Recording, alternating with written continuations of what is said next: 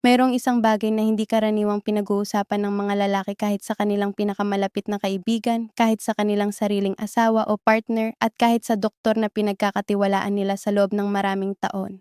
Hindi ito usapin ng tapang, hindi ito usapin ng kaalaman, at hindi ito usapin ng pagkukulang bilang tao. Ito ay isang katotohanan ng katawan na sinasamahan ng katahimikan, ng hiya, at ng takot na hatulan. Ang katotohanan na iyon ay ang pagiging mahina ng erection o ang tinatawag sa medical na mundo na erectile dysfunction. At ngayon, gusto kong pag-usapan natin ito ng buong tiwala, ng may respeto, at higit sa lahat ng may tamang kaalaman mula sa agham at medisina. Bago tayo magsimula, nais ko munang ipaliwanag kung bakit napakahalaga ng paksang ito. Ayon sa mga pag-aaral ng World Health Organization at ng iba't ibang urological na asosasyon sa buong mundo, ang erectile dysfunction ay nakakaapekto sa higit sa 320 milyong lalaki sa buong mundo at ang bilang na iyon ay patuloy na lumalaki bawat taon. Sa Pilipinas mismo, maraming lalaki ang nagdurusa nito ng tahimik na inaakalang ito ay bahagi na lamang ng pagtanda o ng kapalaran. Ngunit ang katotohanan na sana'y maihatid ko sa inyo ng malinaw at maayos ngayong araw na ito ay ang erectile dysfunction ay isang medikal na kondisyon na may malinaw na dahilan, may malinaw na mekanismo sa katawan, at higit sa lahat, may malinaw na solusyon na maaaring simulan, kahit ngayon mismo, sa inyong tahanan, nang walang gamot at nang walang operasyon. Kaya bago pa man tayo sumapit sa mismong ehersisyo at sa agham sa likod nito, nais ko munang itanong sa inyo ang isang bagay. Isang tanong lamang, at hinihiling ko na sagutin ninyo ito sa comment section ng may bukas na puso at walang pangamba ng paghuhukom. Ang tanong ko sa inyo ay ito, nakaranas na ba kayo o meron kayong kilala na nakaranas ng pagkabigo sa sarili dahil sa isang pisikal na limitasyon na hindi ninyo nais na pag-usapan kahit sa inyong pinakamalapit na tao? Iyon lang. Walang detalye, walang eksena, walang kailangan pang ipaliwanag. Sagutin lamang ng mapagkakatiwalaan dahil ang inyong karanasan, gaano man ito kababa o kataas, ay may halaga para sa pag-unlad ng mas malalim na pag-unawa sa kalusugan ng lalaki. Ngayon, simulan na nating buuin ang kaalaman na ito ng isa-isa.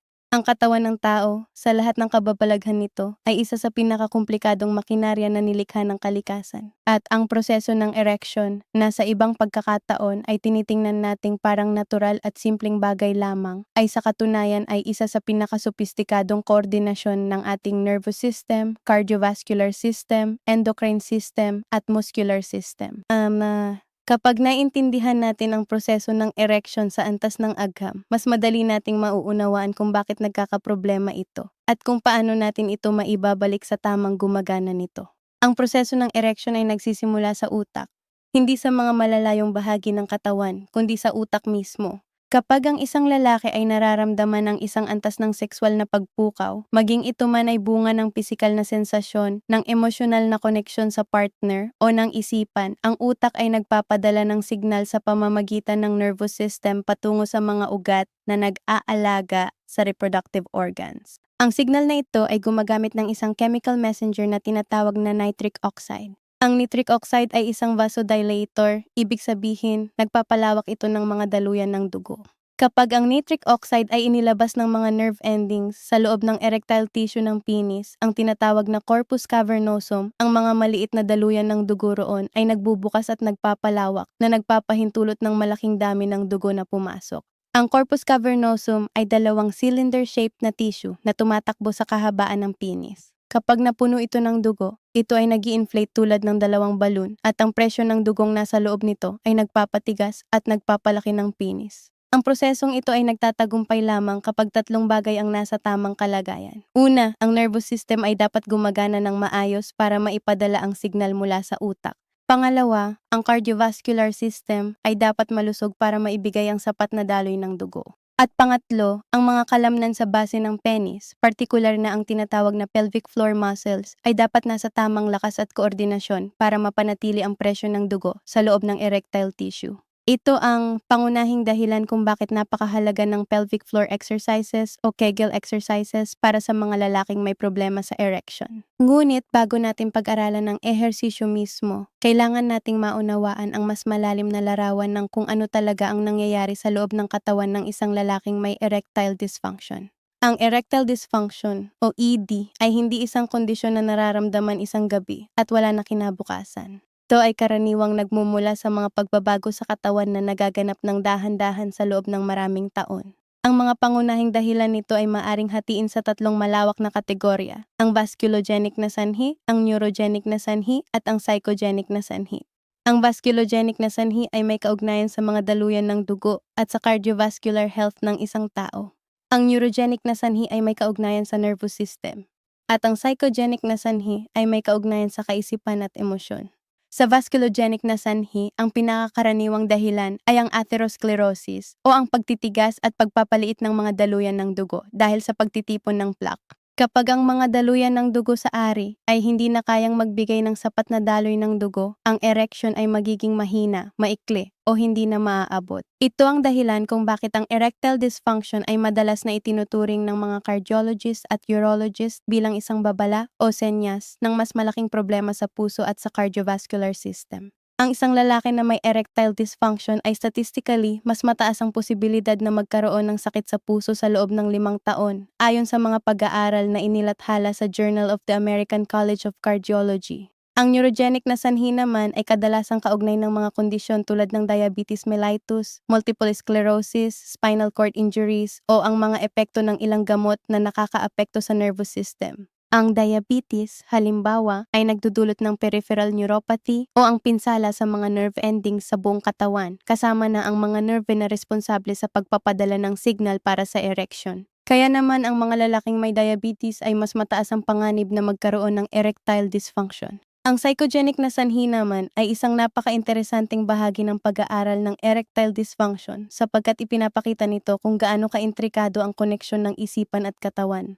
Ang stress, pagod, pagkabalisa, depression, at ang tinatawag na performance anxiety ay lahat ay may kakayahang pigilan ang normal na proseso ng erection. Kapag ang isang tao ay nasa ilalim ng mataas na stress, ang katawan ay nagpapalabas ng cortisol at adrenaline na mga hormona ng stress na may kabaligtarang epekto sa nitric oxide. Kinokontract nila ang mga daluyan ng dugo, inaalis ang daloy ng dugo mula sa mga reproductive organs at inilalagay ang katawan sa tinatawag na flight or fight mode.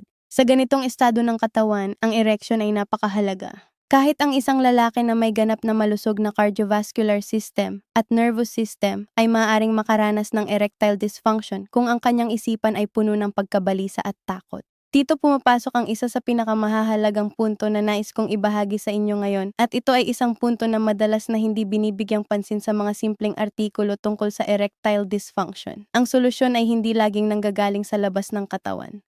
Hindi laging gamot, hindi laging supplement, hindi laging anumang panlabas na bagay ang sagot. Sa maraming kaso, ang sagot ay nasa loob mismo ng katawan at ang paraan ng pag-access sa sagot na iyon ay ang ehersisyo, ang pagbabago ng pamumuhay at ang pagpapalakas ng mga kalamnan at sistema ng katawan na direktang responsable para sa erection.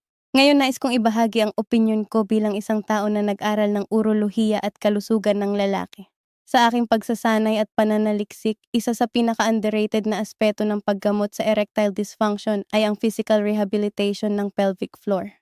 Maraming lalaki ang hindi alam na mayroon silang pelvic floor muscles at higit pa rito, hindi alam na ang mga kalamnan na ito ay maaaring mahina, mapagod o mawalan ng koordinasyon sa paglipas ng panahon. Ang pag-strengthen ng pelvic floor muscles ay hindi lang nakakatulong sa erectile function, kundi pati na rin sa bladder control, sa posture, sa pag-iwas sa premature ejaculation, at sa pangkalahatang sexual health ng lalaki. Ang 5 minuto bawat araw, kung gagawin ng tama at tuloy-tuloy, ay kayang baguhin ang kalidad ng buhay ng isang lalaki ng mas malaki kaysa sa maraming mahal na gamot.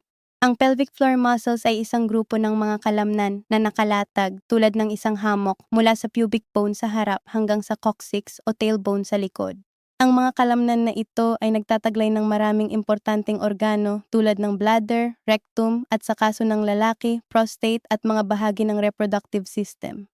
Ang isa sa pinakamahalagang kalamnan sa grupong ito para sa erectile function ay ang tinatawag na bulbocavernosus muscle.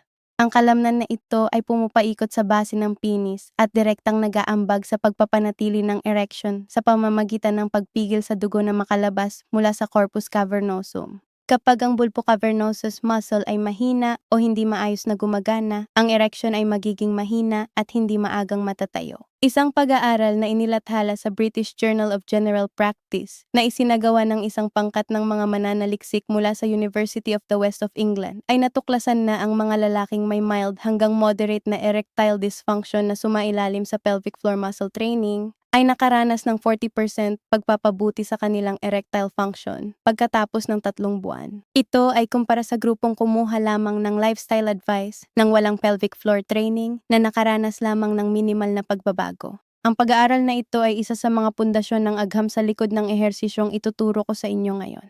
Ngayon naman ay pag-usapan natin ang eksaktong paraan ng pagsasagawa ng pelvic floor exercises para sa lalaki na kilala rin bilang Kegel exercises. Bago pa man magsimula, kailangan munang malaman ng isang lalaki kung nasaan nga ba ang kanyang pelvic floor muscles. Ito ay isang hakbang na maraming tao ang laktawan at ito ang dahilan kung bakit ang maraming lalaki ay hindi nagtatagumpay sa Kegel exercises kahit sinusubukan nila ng maraming beses. Kapag hindi mo alam kung anong kalamnan ang ikinokontra mo, ang posibilidad ay ikinokontra mo ang mga maling kalamnan tulad ng mga kalamnan ng tiyan, balakang o mga hita.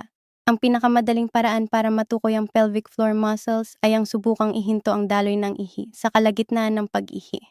Ang mga kalamnan na gagamitin mo para gawin iyon, ang mga kalamnan na kumukontrol sa daloy ng ihi ay ang iyong pelvic floor muscles. Ngunit mahalagang tandaan na ang paggawa nito habang umihi ay para lamang sa pagtukoy ng kalamnan.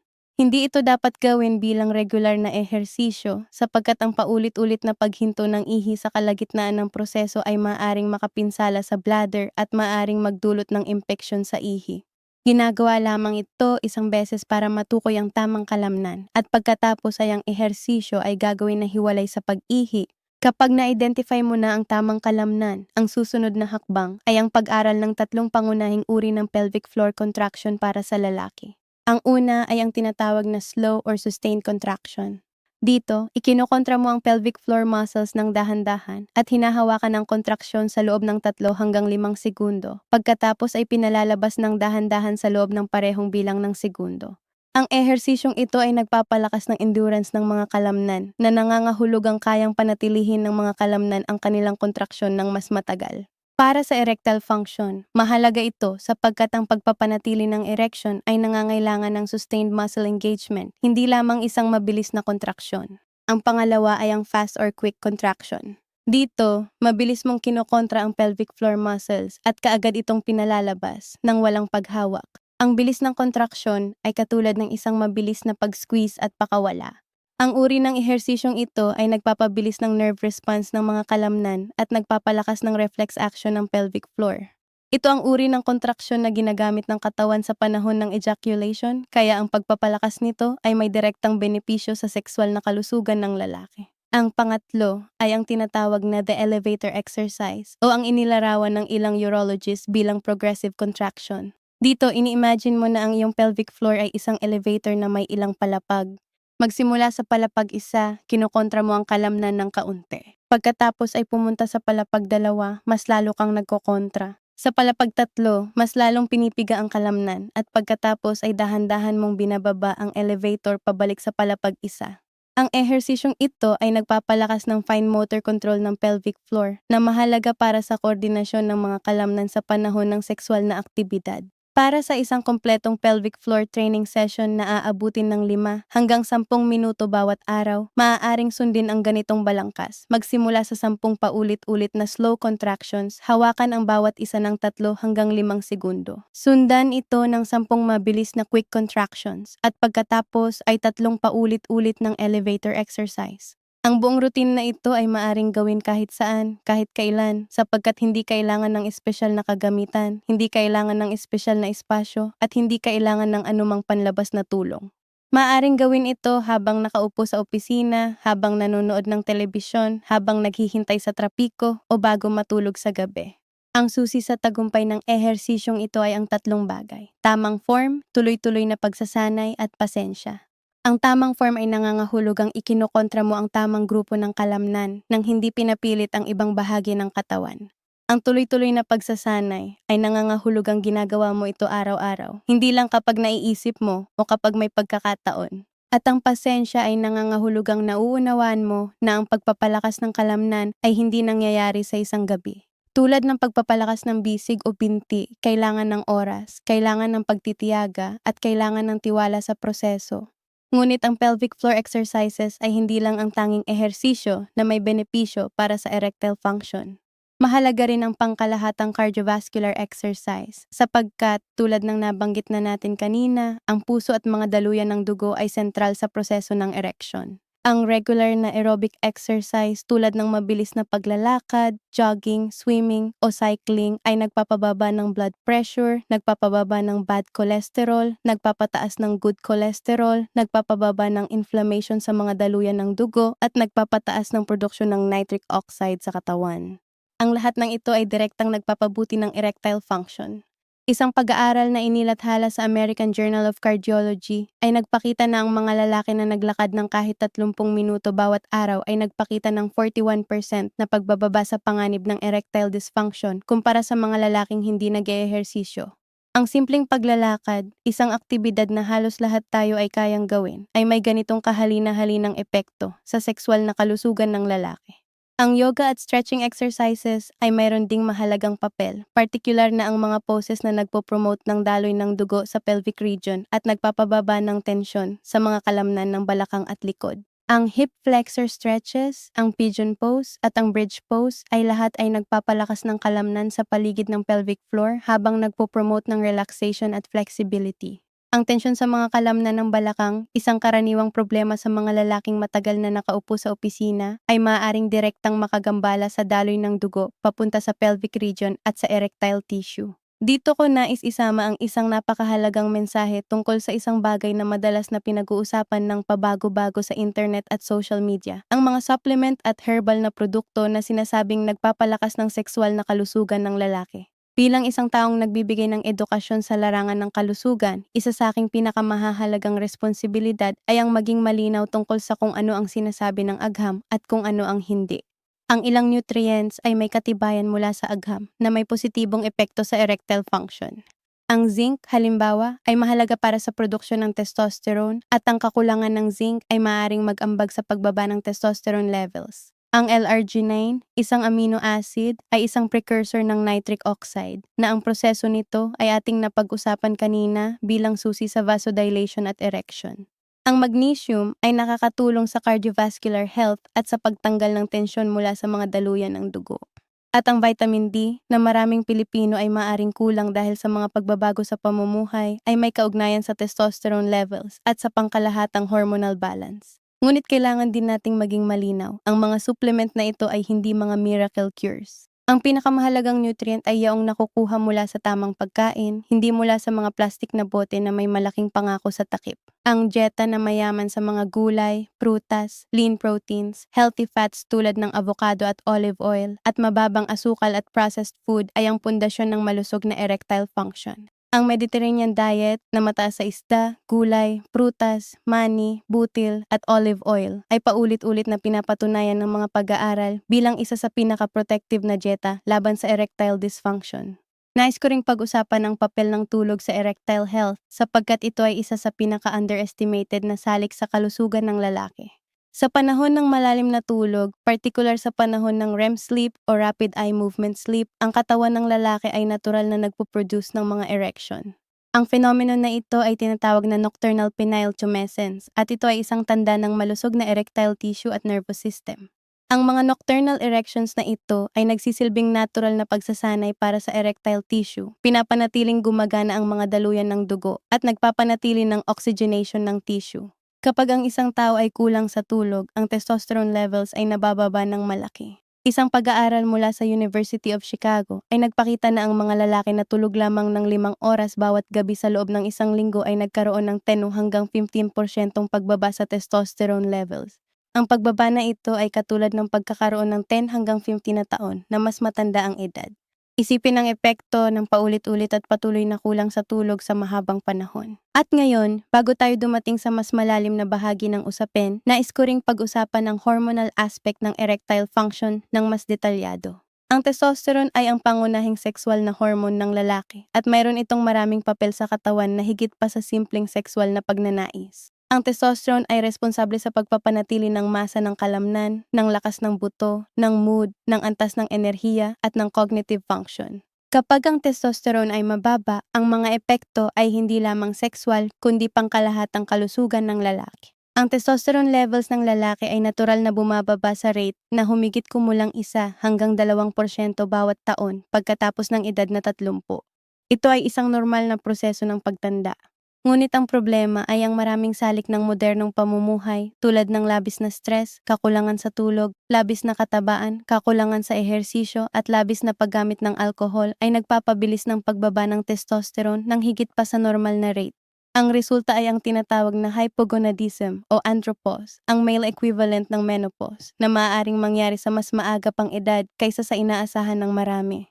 Ang ehersisyo, partikular na ang resistance training o weightlifting, ay isa sa mga pinaka-epektibong natural na paraan para mapataas ang testosterone levels. Ang mga compound movements tulad ng squats, deadlifts, at bench press ay nagpapataas ng testosterone at growth hormone levels sa katawan. Ang mataas na intensity interval training o HIIT ay pati na rin napatunayang epektibo sa pagpapataas ng testosterone at nitric oxide levels sa katawan. Ang usapin ng kalusugan ng lalaki ay hindi kumpleto nang hindi pinag-uusapan ang papel ng mental health at emosyonal na kalusugan sa erectile function. Nais ko na ngayon ay tingnan natin ang aspetong ito ng mas malalim sapagkat sa aking paniniwala, ito ang bahagi na pinakakadalasang hindi binibigyan ng sapat na atensyon. Ang relasyon sa pagitan ng mental health at erectile function ay isang dalawang direksyonal na kalsada. Ang erectile dysfunction ay nagdudulot ng anxiety, depression, pagbaba ng self-esteem at pagkasira ng relasyon sa partner. Ngunit sa kabilang banda, ang anxiety, depression at mataas na stress ay direktang nagdudulot o nagpapalala ng erectile dysfunction. Ito ay isang cycle na mahirap putulin ng walang tamang pag-unawa sa kaugnayan ng isipan at katawan. Ang performance anxiety o ang takot na hindi matupad ang inaasahan ng sarili o ng partner sa oras ng intimacy ay isa sa pinakakaraniwang psikolohikal na sanhi ng erectile dysfunction sa mga mas batang lalaki. Ang utak, na ang pangunahing function ay ang proteksyon ng katawan mula sa banta, ay nagpapakahulugan ng social at emosyonal na takot sa parehong paraan na nagpapakahulugan ito ng pisikal na banta. Kapag ang isang lalaki ay natatakot na mabigo sa harap ng kanyang partner, ang katawan ay tumutugon sa takot na iyon sa pamamagitan ng pagpapalabas ng cortisol at adrenaline na, tulad ng nabanggit na natin, ay kinakabaligtaran ng proseso ng erection. Ang sagot sa psikolohikal na bahagi ng erectile dysfunction ay hindi simpleng isang bagay na maaaring baguhin agad. Ito ay nangangailangan ng proseso, ng pag-unawa at madalas ng tulong mula sa isang profesional na therapist o counselor. Ang Cognitive Behavioral Therapy o CBT ay napatunayang epektibo sa paggamot ng anxiety at depression na may kaugnayan sa sexual na dysfunction. Ang mindfulness-based therapies ay pati na rin nagpapakita ng magandang resulta sa mga pag-aaral na nagtuturong maging present sa kasalukuyang sandali at hindi hayaang ang takot sa hinaharap o pag-aalala tungkol sa nakaraan ay makaapekto sa kasalukuyang karanasan. Ang komunikasyon sa pagitan ng mga partner ay isa ring malakas na gamot para sa psikolohikal na aspeto ng erectile dysfunction. Maraming relasyon ang nagdurusa hindi dahil sa erectile dysfunction mismo, kundi dahil sa katahimikan na napalibutan ito. Kapag ang isang lalaki ay hindi nagpapaliwanag sa kanyang partner kung ano ang kanyang nararamdaman at nararanasan, ang partner ay maaaring mag-assume na may ibang dahilan ang distansya at kakulangan ng intimacy. Maaaring mag-assume ang partner na wala na silang mahal na partner o na may ibang tao. Ang mga maling pagpapalagay na ito, na lahat ay maaaring maiwasan ng malinaw at maayos na komunikasyon, ay nagdudulot ng higit pang tensyon sa relasyon na nagpapalala pa ng problema. Nais ko ring pag-usapan ang papel ng koneksyon at intimacy sa pagitan ng mga partner bilang isang mahalagang aspeto ng sexual na kalusugan. Ang sexual na kalusugan, ayon sa World Health Organization, ay hindi lamang ang kawalan ng sakit o dysfunction, kundi isang estado ng pisikal, emosyonal, mental, at social na kagalingan na may kaugnayan sa sexualidad. Ang tunay na sexual na kalusugan ay nangangailangan ng positibong karanasan ng intimacy, ng respeto at dignidad, ng pagkuha ng tama at kompletong impormasyon at ng kakayahang makapag-decide para sa sariling kalusugan at katawan. Ang intimacy sa pagitan ng mga partner ay hindi lamang ang pisikal na aspeto ng relasyon. Ito ay ang emosyonal na koneksyon, ang pagtitiwala, ang pagiging bukas sa isa't isa, ang pakikinig at pag-unawa, at ang pagmamahal na nagpapanatili ng relasyon bilang isang ligtas at masagana na espasyo para sa dalawang tao. Kapag ang emosyonal na koneksyon ay malakas, ang pisikal na aspeto ng relasyon ay nagiging mas natural, mas komportable, at mas kasiya siya para sa magkabilang panig. Ngayon, bilang bahagi ng aking responsibilidad bilang isang tao na nagbibigay ng impormasyon tungkol sa kalusugan, mahalaga na sabihin ko ito ng malinaw. Ang video na ito at ang lahat ng impormasyon na ibinabahagi ko rito ay para lamang sa edukasyon at kaalaman.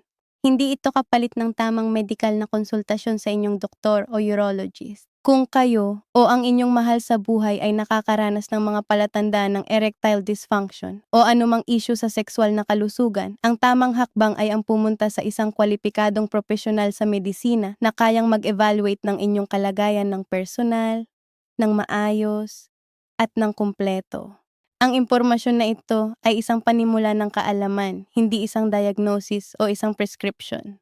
Ngayon naman ay pag-usapan natin ang mga karaniwang maling paniniwala tungkol sa erectile dysfunction, sapagkat ang mga maling paniniwala na ito ay madalas na nagdudulot ng mas malaking pinsala kaysa sa kondisyon mismo. Ang una at pinakakaraniwang maling paniniwala ay ang paniniwala na ang erectile dysfunction ay isang normal at hindi maiiwasang bahagi ng pagtanda na walang magagawa. Ito ay hindi totoo. Habang totoo na ang erectile function ay nagbabago sa edad, ang malalang erectile dysfunction ay hindi isang kapalaran na dapat tanggapin ng walang paglaban. Maraming mga lalaki sa kanilang 70 at 80 taon ang nakakaranas ng malusog na sexual na kalusugan at maraming mga lalaki sa kanilang 30 at 40 taon ang nakaranas ng erectile dysfunction. Ang edad ay isang salik, ngunit hindi ang tanging salik at hindi ang pinakamakapangyarihang salik. Ang pangalawang maling paniniwala ay ang paniniwala na ang erectile dysfunction ay palatandaan ng kawalan ng kababaihang kakit-akit sa isang babae o ng kawalan ng pagmamahal sa partner. Ito ay isang napakasakit na maling paniniwala na nagdudulot ng malaking pinsala sa self-esteem ng lalaki at sa kanilang relasyon. Ang erectile dysfunction ay isang medical na kondisyon. Ito ay tulad ng sakit sa likod, sakit sa tuhod, o anumang ibang pisikal na kondisyon. Hindi ito nagpapakita ng anuman tungkol sa pagmamahal, kaakit-akit o karakter ng isang tao.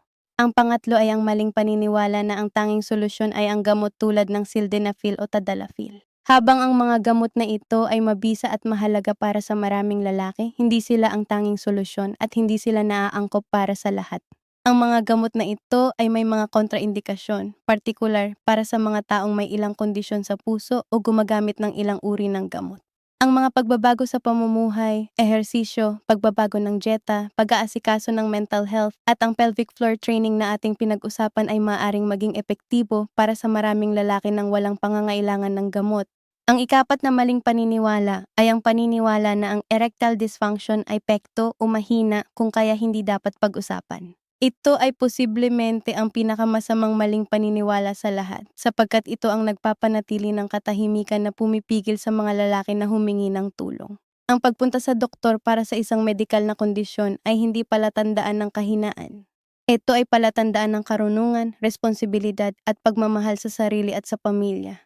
Nais ko ring pag-usapan ang papel ng mga masamang bisyo sa erectile function, sapagkat ang mga bisyong ito ay madalas na hinaharap ng mga lalaki nang hindi nila nauunawaan ang laki ng epekto nito sa kanilang sexual na kalusugan. Ang paninigarilyo ay isa sa pinakamalaking salik ng erectile dysfunction. Ang mga chemical na nasa tabako ay direktang nagdudulot ng pinsala sa endothelium, ang panloob na patong ng mga daluyan ng dugo, na responsable sa produksyon ng nitric oxide. Ang panigarilyo ay nagpapaliit ng mga daluyan ng dugo, nagpapataas ng blood pressure, at nagpapabilis ng atherosclerosis, lahat ng mga prosesong nagpapahina ng erectile function. Ang mga pag-aaral ay nagpapakita na ang mga lalaking naninigarilyo ay 2 beses na mas may posibilidad na magkaroon ng erectile dysfunction kumpara sa mga hindi naninigarilyo. At ang magandang balita ay, ang paghinto ng paninigarilyo, kahit na sa mas mature na edad, ay nagpapabuti ng erectile function sa loob ng 1 taon. Ang labis na pag-inom ng alcohol ay isa ring malaking salik, habang ang katamtamang halaga ng alcohol ay maaaring magpababa ng inhibition at magpabuti ng pakiramdam ng relaxation sa maikling panahon. Ang labis at regular na pag-inom ay nagdudulot ng pinsala sa nervous system, nagpapababa ng testosterone levels, at direktang nakakasagabal sa proseso ng erection. Ang chronic alcoholism ay isa sa mga pinakakaraniwang sanhi ng irreversible na pinsala sa nerves na responsable para sa erectile function. Ang labis na katabaan o obesity ay isa ring malaking salik na madalas na hindi binibigyan ng tamang atensyon. Ang adipose tissue o taba, partikular na ang taba sa paligid ng tiyan, ay nagpo-produce ng isang enzyme na tinatawag na aromatase na nagko-convert ng testosterone sa estrogen. Kapag ang isang lalaki ay labis na mataba, ang kanyang testosterone levels ay maaaring mababa dahil sa aromatase activity, habang ang kanyang estrogen levels ay mataas. Ang imbalance na ito ng hormona ay nagpapahina ng libido at erectile function. Bukod dito, ang labis na katabaan ay nagdudulot ng insulin resistance at type 2 diabetes na, tulad ng nabanggit na natin, ay isa sa mga pangunahing sanhi ng neurogenic erectile dysfunction. Ang paggamit ng ilang uri ng recreational drugs tulad ng marijuana, cocaine at opioids ay pati na rin may malaking negatibong epekto sa erectile function. Habang ang ilang mga lalaki ay nagsasabing ang marijuana ay nagpapabuti ng kanilang karanasan, ang siyentipikong katotohanan ay ang regular at mataas na paggamit ng marijuana ay nagbababa ng testosterone levels, nagpapababa ng sperm quality, at maaaring magdulot ng erectile dysfunction sa mga regular na gumagamit. Bilang karagdagan sa mga negatibong salik na ito, nais ko ring ibahagi ang ilang positibong bagay na maaaring gawin ng mga lalaki para aktibong pangalagaan ang kanilang sexual na kalusugan at erectile function, na higit pa sa mga ehersisyo at pagbabago ng dieta. Ang pag-aaral ng stress management ay isa sa mga pinaka-epektibong bagay na magagawa ng isang lalaki para sa kanyang pangkalahatang kalusugan, kasama na ang sexual na kalusugan. Ang mga technique tulad ng deep breathing exercises, meditation, progressive muscle relaxation, at journaling ay lahat ay napatunayang epektibo sa pagpapababa ng cortisol levels at sa pagpapabuti ng mental health. Kapag ang stress ay napamamahalaan ng mabuti, ang katawan ay nasa mas magandang kondisyon para sa normal na physical na function, kasama na ang erectile function. Ang pagpapanatili ng malusog na panlipunang koneksyon at suporta ng mga kaibigan at pamilya ay pati na rin may positibong epekto sa kalusugan ng lalaki. Ang loneliness at social isolation ay napatunayang nagpapababa ng testosterone levels at nagpapataas ng cortisol levels sa mahabang panahon. Ang mga lalaking may malakas na network ng panlipunang suporta ay nagpapakita ng mas mataas na antas ng well-being, mas malusog na hormonal balance at mas maayos na sexual na kalusugan. Ang regular na medical na check-up ay isang bagay na maraming lalaki ang nag-aatubili, ngunit ito ay napakahalagang bahagi ng pangkalahatang kalusugan ng lalaki. Ang mga karaniwang kondisyon tulad ng high blood pressure, diabetes at mataas na kolesterol ay madalas na walang sintomas sa mga unang taon, ngunit nagdudulot ng malaking pinsala sa mga daluyan ng dugo at nerves. Ang maagang pagtuklas at paggamot ng mga kondisyong ito ay hindi lamang nagpoprotekta sa puso at utak, kundi nagpoprotekta rin sa erectile function. Ngayon, nais ko ring ibahagi ang isa pang personal na pananaw bilang isang nagtataguyod ng kalusugan ng lalaki. Sa aking paniniwala, ang pagpapalakas ng sexual na kalusugan ay hindi dapat makita bilang isang bagay na ginagawa para mapahusay ang performance sa isang aktibidad. Dapat itong makita bilang bahagi ng mas malawak na pangako sa kalusugan, sa kagalingan, at sa mataas na kalidad ng buhay. Kapag ang isang lalaki ay iniingatan ang kanyang puso, ang kanyang mga daluyan ng dugo, ang kanyang kalamnan, ang kanyang isipan at ang kanyang relasyon, ang sexual na kalusugan ay natural na sumusunod. Ito ay hindi isang isolated na aspeto ng kalusugan, kundi isang refleksyon ng pangkalahatang kalusugan ng isang tao. Nais ko ring pag-usapan ang tungkol sa komunikasyon sa pagitan ng mga doktor at pasyente at sa pagitan ng mga partner. Sa cultural context ng Pilipinas, ang pag-usap ng mga isyu sa sexual na kalusugan ay madalas na sinasamahan ng malaking kahihiyan at takot ng paghuhukom. Maraming lalaki ang pumupunta sa doktor para sa ibang rason at hindi nila sinasabi ang totoong dahilan ng kanilang pagpunta. Maraming lalaki ang nagiintay ng maraming taon bago humingi ng tulong para sa isang kondisyon na matagal na nilang dinadala ng mag-isa. Ang mensahe ko sa inyong lahat, at lalo na sa mga lalaking nakakarinig nito sa ngayon, ay ito. Ang humingi ng tulong ay isang gawa ng lakas, hindi ng kahinaan. Ang pag-aasikaso ng inyong kalusugan, kasama na ang inyong sexual na kalusugan, ay isang responsibilidad na inuutos sa atin ng pagmamahal sa sarili at sa ating mga mahal sa buhay. Ang katahimikan ay hindi nagpoprotekta sa atin. Ang kaalaman, ang aksyon, at ang tamang tulong ay nagpoprotekta. Pag-usapan din natin sandali ang tungkol sa relasyon ng sexual na kalusugan at ng kabuuang kalidad ng buhay sa isang mas malawak na konteksto.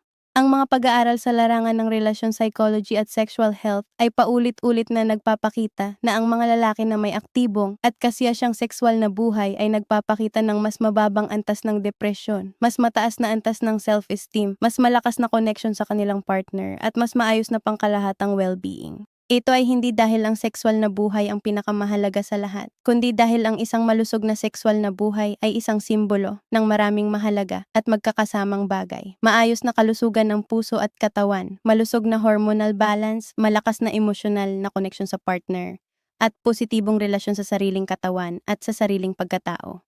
Ang mga lalaking nakaranas ng erectile dysfunction at nagawa itong pangasiwaan ng maayos, maging sa pamamagitan ng ehersisyo, pagbabago ng pamumuhay, medikal na tulong, o kombinasyon ng lahat ng ito, ay madalas na nag-uulat na ang karanasan ay naging isang turning point sa kanilang buhay. Ang pagtahak sa mahirap na landas ng pag-unawa sa isang kondisyon, ang paghanap ng tulong ng hindi nagpapaalis ng kahihiyan, at ang pagtuklas ng solusyon na nagbabago ng kalidad ng kanilang buhay. Ito ay karanasang nagpapalakas ng loob at nagpapalalim ng kaalaman sa sarili. Nais ko ring banggitin ang isang aspeto na madalas na nakalimutan, ang importansya ng regular na sexual health check-up para sa mga lalaki, katulad ng regular na health check-up para sa ibang aspeto ng kalusugan. Sa mga bansang may advanced na healthcare systems, ang mga lalaki ay hinihikayat na regular na kumonsulta sa kanilang doktor tungkol sa kanilang sexual na kalusugan bilang bahagi ng routine na check-up.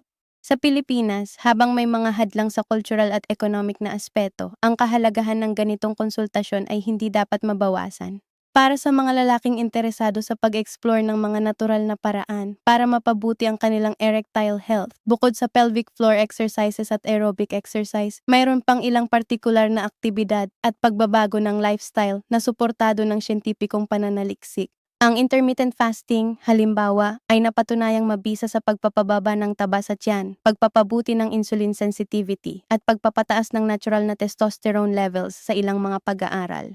Ang cold exposure, tulad ng cold showers o ice baths, ay napatunayang nagpapataas ng testosterone levels at nagpapabuti ng circulation, kahit na ang mekanismo nito ay komplikado at hindi pa ganap na naipaliwanag ng agham. Ang acupuncture ay isa ring aspeto na ine-explore ng ilang mga pananaliksik bilang isang complementary therapy para sa erectile dysfunction. Habang ang katibayan ay hindi pa kasing lakas ng katibayan para sa pelvic floor training o cardiovascular exercise, ang ilang mga pag-aaral ay nagpapakita ng positibong resulta, particular para sa psychogenic na erectile dysfunction. Ang acupuncture ay maaaring makatulong sa pagpapababa ng stress at anxiety, sa pagpapabuti ng daloy ng dugo, at sa pagpapanumbalik ng balanse ng nervous system, lahat ng mga bagay na direktang may epekto sa erectile function. Ang manual therapy at massage ng mga kalamnan ng pelvic region na ginagawa ng mga trained physical therapists ay isa ring lumalaking larangan ng pananaliksik para sa erectile dysfunction. Ang mga kalamnan ng pelvic floor ay maaaring maging hypertonic o labis na tensyonado na nagdudulot ng dysfunction ng kabaliktaran ng inaasahan ng marami. Kapag ang mga kalamnan ay labis na tensyonado at hindi makalabas ng kontraksyon, ang mga problema ay katulad ng kapag ang mga kalamnan ay mahina. Ang tinatawag na pelvic floor physical therapy ay nagtutukoy ng tamang kondisyon ng mga kalamnan at nagbibigay ng naaangkop na treatment, maging ito man ay strengthening exercises para sa mahihinang kalamnan o relaxation techniques para sa mga hypertonic na kalamnan. Ang usapin ng erectile health ay pati na rin may malalim na koneksyon sa usapin ng men's mental health, isang paksa na naging mas malaya ng pinag-uusapan sa mga nakaraang taon, ngunit nangangailangan pa rin ng mas malawak na pagkakaalam at mas bukas na pag-uusap. Ang mga lalaki, sa maraming kultura kasama na ang Pilipino, ay itinuruan na maging matatag, na huwag magdalamhati ng hayagan, na pangalagaan ang pamilya ng walang pagpapakita ng kahinaan at naharapin ang mga problema ng mag-isa. Ang mga kulturang inaasahan na ito, habang may magagandang intensyon, ay madalas na nagdudulot ng malaking pinsala sa mental health ng mga lalaki. Ang mga lalaking hindi nagtatanggap ng tulong para sa kanilang mental health, na nagdadala ng mabibigat na iniisip ng mag-isa at hindi nagbabahagi ng kanilang mga pagdurusa sa ibang tao, ay mas may posibilidad na makaranas ng depression, anxiety, at iba pang mental health na kondisyon na lahat ay nagdudulot ng erectile dysfunction bilang isa sa kanilang mga sintomas. Ang pag-aalaga ng mental health ay hindi luxury. Ito ay pangunahing pangangailangan ng tao at mahalaga itong malinaw na maintindihan ng lahat. Nais ko ring pag-usapan ang tungkol sa kahalagahan ng pagpapanatili ng malusog na timbang para sa erectile health, hindi lamang bilang isang aesthetic na mithiin, kundi bilang isang medikal na pangangailangan. Ang labis na timbang ay nagdudulot ng labis na trabaho sa puso, nagpapataas ng blood pressure, nagpapataas ng blood sugar, nagpapababa ng testosterone, at nagpapataas ng inflammation sa buong katawan. Lahat ng mga epektong ito ay direktang nakakaapekto sa erectile function. Ang pagbaba ng timbang, kahit ng kaunting porsyento lamang ng kabuuang timbang, ay mayroon ng nakikitang positibong epekto sa testosterone levels, blood pressure, at erectile function. Sa bagay na ito, nais ko ring ibahagi ang kahalagahan ng malusog na relasyon sa pagkain. Sa kultura ng Pilipinas, ang pagkain ay sentral sa mga pagtitipon, mga selebrasyon, at mga pamilyang nagmamahalan. Ang pagkain ay kultura, ito ay pag-ibig, at ito ay tradisyon.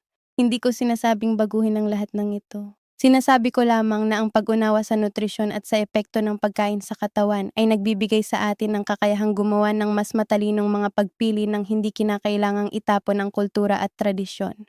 Ang pagbabawas ng processed food, ang pagdaragdag ng mga gulay at prutas, ang pagpili ng lean proteins kaysa sa mga puno ng saturated fat, at ang pagbabawas ng asukal at refined carbohydrates ay mga maliit na pagbabago na nagdudulot ng malaking epekto sa loob ng mahabang panahon. Ang tubig, ang pinaka-underrated na nutrient sa lahat, ay napakahalaga rin. Ang dehydration ay nagpapataas ng blood viscosity, nagpapababa ng daloy ng dugo, at maaaring direktang makapagpahina ng erectile function. Ang sapat na hydration, na karaniwang nangangahulugang 2 hanggang 3 litro ng tubig bawat araw para sa karaniwang lalaki, ay isang simpleng ngunit mahalagang bahagi ng malusog na erectile health. Ngayon, bilang handa na tayong magtapos ng ating napakahalagang pag-uusap ngayon, nais ko munang pag-usapan ang mga puntong ito sa isang mas holistic at personal na antas. Ang buhay ng isang lalaki ay puno ng mga responsibilidad, mga pressure, at mga inaasahan.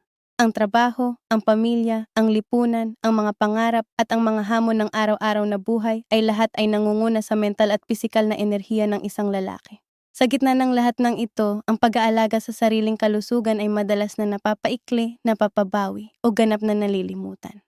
Ngunit ang katotohanan na dapat tayong harapin ng buong katapatan ay hindi tayo maaaring magbigay ng maayos sa ating pamilya, sa ating trabaho, o sa ating mga pangarap kung ang ating katawan at isipan ay hindi maayos na inaalagaan. Ang pagpupumilit na manatiling malusog, ang pagpupumilit na humingi ng tulong kapag kailangan, at ang pagpupumilit na maunawaan ng ating katawan at ang mga senyales na ibinibigay nito, ito ang tunay na halaga ng pagiging responsableng lalaki, responsableng asawa o partner, at responsableng ama. Ang malusog na katawan ay hindi lang isang benepisyo para sa sarili. Ito ay isang regalo para sa lahat ng nagmamahal sa atin. Ang pelvic floor exercises na ating tinalakay ngayon, ang 5 minuto bawat araw na simple ngunit makapangyarihang routine, ay maaaring maging simula ng isang mas malaking pagbabago. Hindi lang ang physical na pagbabago ng pagiging mas malakas at mas maayos na gumagana ang erectile function, kundi ang psychological na pagbabago ng pag-alam na ginagawa mo ang tamang bagay para sa iyong kalusugan, at ng pagpapalakas ng loob na bunga ng aktibong pag-aalaga sa sarili. Nais ko ring banggitin na ang tagumpay sa pelvic floor training, tulad ng tagumpay sa anumang anyo ng physical rehabilitation, ay hindi laging linear. May mga araw na mararamdaman ninyo ang pagbabago, at may mga araw na parang wala kayong napapansin. Ang susi ay ang patuloy na pagsisikap, ang hindi pagsuko sa mga araw na mababa ang loob, at ang pag-unawa na ang proseso ng pagpapalakas ng kalamnan ay isang mahabang paglalakbay na sulit sa lahat ng pagsisikap. Inaanyayahan ko rin ang mga lalaking interesado na humingi ng karagdagang impormasyon at tulong mula sa isang urologist o pelvic floor physical therapist. Ang mga profesional na ito ay trained na mag-assess ng kondisyon ng pelvic floor muscles, tukuyin ang mga specific na kahinaan o dysfunction, at magbigay ng personalized na programa ng pagsasanay na angkop sa bawat individual. Hindi lahat ng pelvic floor dysfunction ay magkapareho, at ang tulong ng isang profesional ay maaaring magbigay ng mas mabilis at mas epektibong resulta kaysa sa pagsasagawa ng generic na programa ng mag-isa. At ngayon, bilang paglalagom ng lahat ng ating napag-aralan ngayon, nais ko munang ibigay ang huling personal na opinyon ko bilang isang nagtataguyod ng kalusugan at isang miyembro ng lipunang naniniwala sa dignidad at kalusugan ng bawat tao. Sa lahat ng mga kaalaman, mga datos, mga pag-aaral, at mga teknik na ating pinag-aralan ngayon, ang pinakamakapangyarihang bagay na maaari mong dalhin mula sa video na ito ay hindi ang mga ehersisyo, hindi ang mga impormasyon tungkol sa nitric oxide at corpus cavernosum, at hindi ang mga dieta at lifestyle tips, bagaman lahat ay mahalaga. Ang pinakamakapangyarihang bagay na maaari mong dalhin ay ang pag-unawa na ang iyong kalusugan, kasama na ang iyong sexual na kalusugan, ay hindi isang bagay na dapat ikahiya, itago, o tanggapin ng wala kang magagawa. Ito ay isang responsibilidad, isang pribilehiyo, at isang biyaya na dapat pangalagaan ng may kaalaman, may dedikasyon, at may pagmamahal sa sarili. Ang katahimikan tungkol sa mga isyung pangkalusugan ay hindi nagpoprotekta sa atin. Ang kaalaman ay nagpoprotekta. Ang aksyon ay nagpoprotekta. At ang tapang na humingi ng tulong kapag kailangan ay nagpoprotekta. Kaya sa lahat ng mga lalaki na nanonood ngayon at sa lahat ng mga babae na marahil ay nanonood din para sa kanilang mga mahal sa buhay, ang mensahe ko ay simple at mula sa puso. Ang pag-aalaga ng kalusugan ng lalaki ay isang gawain ng pagmamahal. Pagmamahal sa sarili, pagmamahal sa partner, pagmamahal sa pamilya, at pagmamahal sa buhay na ipinagkaloob sa atin. Ang 5 minuto bawat araw, yan ang sinimula nating pinag-usapan. Ngunit ang tunay na mensahe ay ito, ang pagbabago ay nagsisimula sa isang desisyon, sa isang sandali ng katapatan sa sarili, sa isang sandali ng pagsasabi na, oo, mahalaga ang aking kalusugan, mahalaga ang aking kagalingan, at mahalaga ang aking kalidad ng buhay. Gawin ninyo ang unang hakbang ngayon, hindi bukas, hindi sa susunod na linggo. Ngayon, simulan ng ehersisyo, simulan ng pagbabago ng dieta, simulan ng mas maayos na pagtulog, simulan ng pag-uusap sa inyong partner, at kung kailangan, simulan ng pag-usap sa inyong doktor. Bawat malaking paglalakbay ay nagsisimula sa isang hakbang lamang, at ang hakbang na iyon, kahit gaano kasimple, ay may kahulugan. At ngayon naman, bilang aking huling tanong sa inyo, ang tanong ko ay ito. Sa lahat ng aming napag-usapan ngayon, aling bahagi ang pinakamalaki ang epekto sa inyong pag-unawa sa kalusugan ng lalaki? At mas mahalaga pa, anong isa sa mga impormasyong ito ang agarang magagamit ninyo o ng inyong mahal sa buhay simula ngayong araw? Ibahagi ninyo ang inyong pananaw sa comment section. Ang inyong karanasan, ang inyong mga tanong, at ang inyong mga kwento ay napakahalaga, hindi lamang para sa inyong sarili, kundi para sa lahat ng ibang lalaki na maaaring nanonood at naghahanap ng katapusan ng kanilang katahimikan at simula ng kanilang kagalingan. Maraming salamat sa inyong oras, sa inyong pagiging bukas, at sa inyong tapang na harapin ang paksa na ito ng may seryosidad at respeto. Ang kalusugan ng lalaki ay hindi lamang isyong medikal. Ito ay isang isyong may kaugnayan sa dignidad, sa pag-ibig sa sarili, at sa kalidad ng buhay ng bawat isa sa atin. Pangalagaan ninyo ito ng may pagmamahal at kaalaman.